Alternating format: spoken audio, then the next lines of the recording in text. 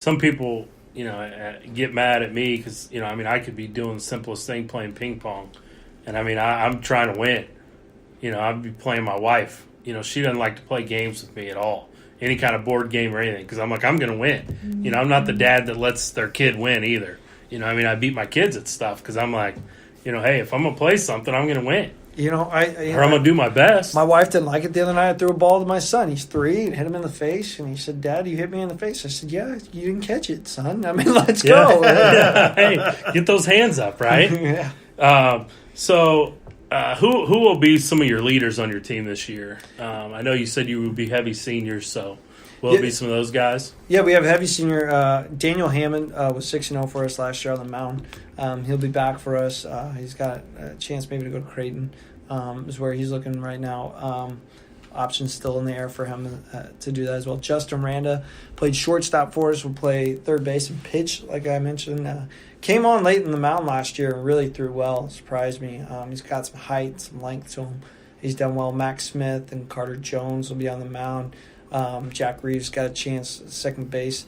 We have perhaps, Reeves came out last year and just hit the ball really well. Gave guy an opportunity, and all of a sudden it was like, wow, okay, you made the most of it. So I look forward to seeing what he does with the most of his senior year too. We might have the fastest outfield in the state. And I don't know. We have Zach Bass, who's going to Baker for soccer.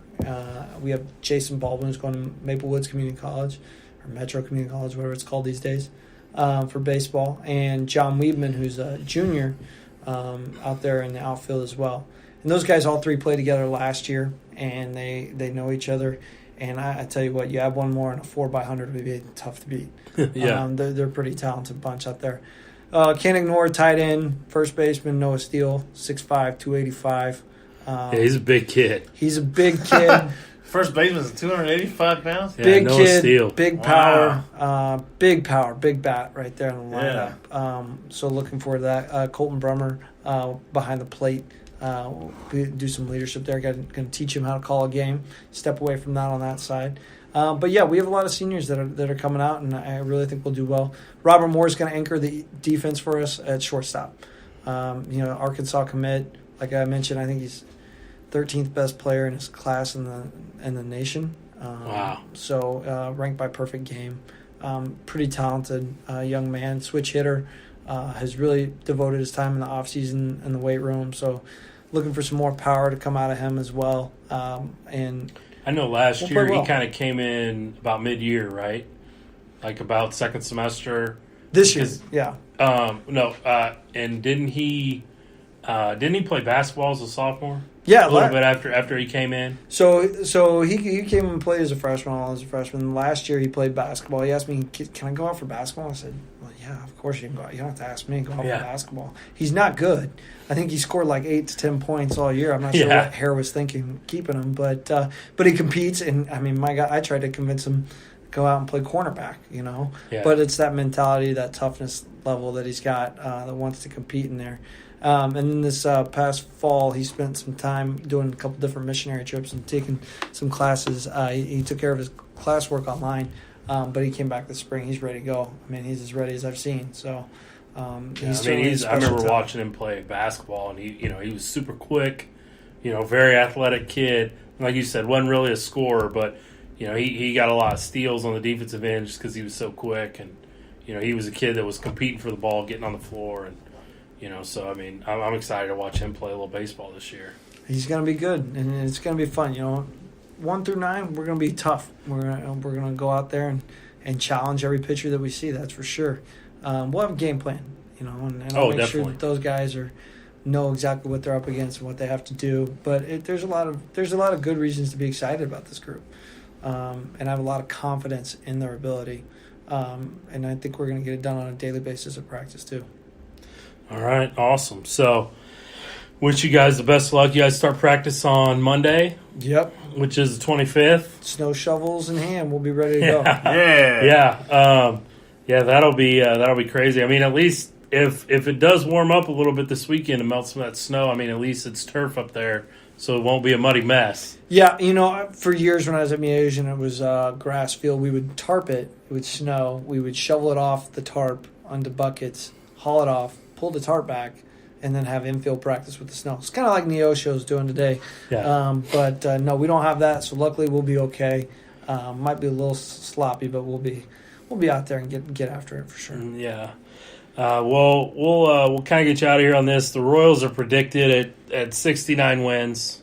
Who did you get that from? I got it. I think it was on Bovada. 69 wins. 69 was what the over under I saw. So do you have a prediction there? Yeah, you know what? I think they're going to be better than people think. I think the running game is going to be a little bit stronger, and I don't think with Machado signing with the Padres, I thought he was going to go White Sox. And I thought with the nucleus that the White Sox has of their young players, that could have really been something in the Central. I don't think the Central is going to be that tough, and as usual, but I think the Royals can put together some things and do pretty well. Speed is a difference maker, and I think they're just going to play their level and their brand of baseball. I think they'll win more than 69 games. I think they'll finish close to 500.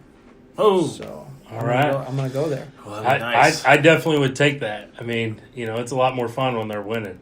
Yep. Than when they're not. Yeah, they're having a different approach this year than they did last year. Last year was they were signing all the 1-year free agents that I figured that Dayton Moore would flip, kind of trade off at deadline. This year they haven't done that. This year they re-signed Witt, which we talked about. Yeah, we talked about that. Signed a couple guys to some minor league deals, but it looks like they're going to go with all the young guys that they finished the year with last year, which actually they finished pretty well last year. They did finish well, and Mondesi, I think, is a guy that's going to explode on the scene. This is probably the make or break year because he's got it. I think he's going to break. I don't think he's. I think he's going to make it. He's a make, not a break. I think okay. He's a make, not a break, and I think he's going to have a really good year. I think a lot it probably hinges on Duffy and what you get out of him, how many wins you can get out of Duffy. But the bullpen, they just added another arm there, and I think that they're going to be all right. I don't think they're going to be a high-scoring, prolific offense. No. I mean, let's not go to the K and sit back and expect to watch a football game like we did in the fall. Yeah. But I think, if it's close late, they got a chance to do some things. But it's a grind, and we'll see how they do in mid-June. So. Yeah, exactly. Well, that's awesome. Like I said, wish you guys the best of luck this year. Thanks again for joining us and talking a little bit about your experiences and your team and giving us some guys to watch. Yeah, I appreciate you guys having me on. I like you guys' podcast. You've done great things. The East community is grateful for that as well. Keep on rocking, and hopefully this spring our guys get out there and do their thing, and we get a chance to see everybody in Lawrence at the end of the year and have some fun. Yeah, that'd be awesome. Little Midwest Mike's podcast from Lawrence right before state. Let's plan it. Let's put it on a calendar. Let's do it. Okay. Let's do it. All right. Okay, guys. Thanks again to Coach Will Gordon being on the show, Shawnee Mission East baseball. But we're going to go ahead and move into some Big 12 basketball. It was an exciting week in the Big 12. I'll go through the rankings here real quick. K-State is still first in the Big 12 with a conference record of 10-3. They're ranked number 23 in the country. KU is number 12 in the country. They have a record of 9-4. Texas Tech, number 14 in the country. They have a record of 9-4 in the conference.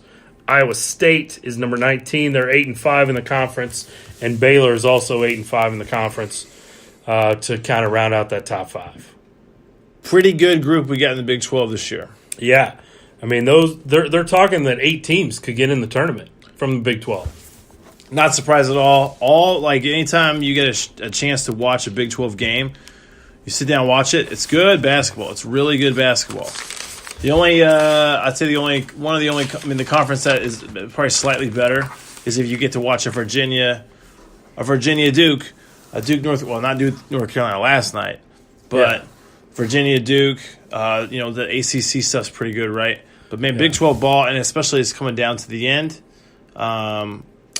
I feel like my K-State prediction's looking pretty good. Yeah. Especially with Wade back. He didn't contribute too much, but he played almost the whole game. So that was nice to see that. That was a big win for K-State at West Virginia the other night. If they lost that one, KU then would have been tied with them, at that point for the conference lead. But K-State, they got OSU coming up at home. and then they travel to KU next Monday. Right. So that'll be a huge game for them. You know, they need to show up and play well at KU next week. And Monday. KU gets Tech. KU plays at Texas Tech, which we've talked about. They're not very good on the road. Correct. And Texas, that's a tough game. That's a tough game. And then they have to turn around and play K-State. It's a Saturday-Monday turnaround. I think they'll beat K-State in Lawrence. I do too. Because they're super dominant. I'm not saying that's not taking away anything from K-State. KU is just dominant at home. Yeah. But KU could definitely lose that game to Tech on the road. Because KU is a bad road team. Definitely could. And I really feel like it's going to come down between KU and K-State, because I think K-State gets, one more conference loss, which, will be at KU. I think they can beat OSU, Baylor. I think they can win at TCU. TCU's kind of fallen apart here lately. Right. And then they end up the season with OU at home. Which is not very good either. Which is not very good. So the loss they're looking at is probably KU. So I really feel like if they can go 4-1 here down the stretch, then them and KU will end up sharing it. Because I feel like KU goes 4-1. KU's remaining games, let's see, they're at Tech, which we said they could lose. Kansas State at home, but then they go to OSU and to OU. I know KU's bad on the road, but they're not that bad. I mean, those teams are really not very good this year. KU's the team. KU's the bad. We say bad road team. It's compared to their previous years. They're bad on the road at good teams. You know what I mean? Like in Manhattan. Yeah. At Tech, they can have problems. At West Virginia, they always have problems. Always. At Iowa State, they always have problems. Yeah, Huggy Bear's pretty good at home. So yeah, so. I feel like that it is. You're right with your initial prediction with KU K-State getting a share.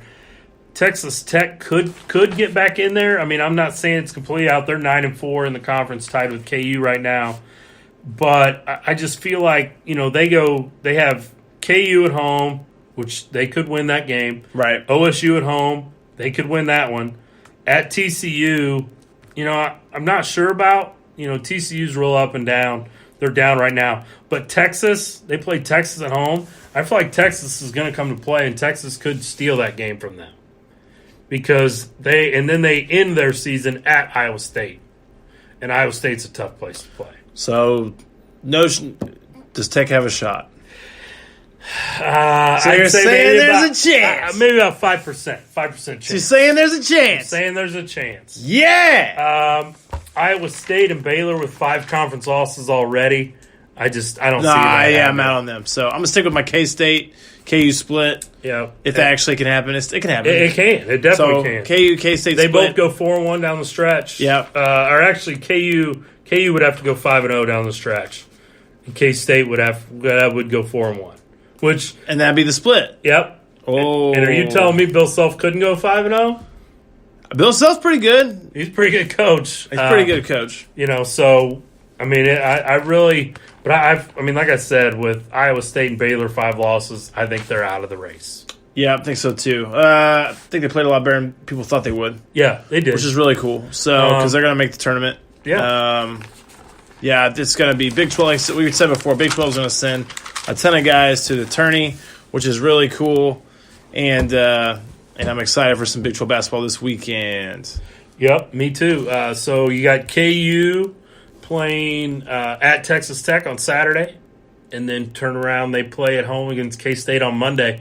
And I feel like after those 2 games, we will know a lot more about this Big 12 race. So when we come to you guys next week, we will. I feel like we'll have a pretty good idea of who's actually going to win it. I think so too. So I'll stick with my KU K-State split for now. Yep, and I'm leaning more and more towards that the closer we get. Yep. I thought KU was almost dead to rights a couple weeks ago, but they battled back. Especially with Vic.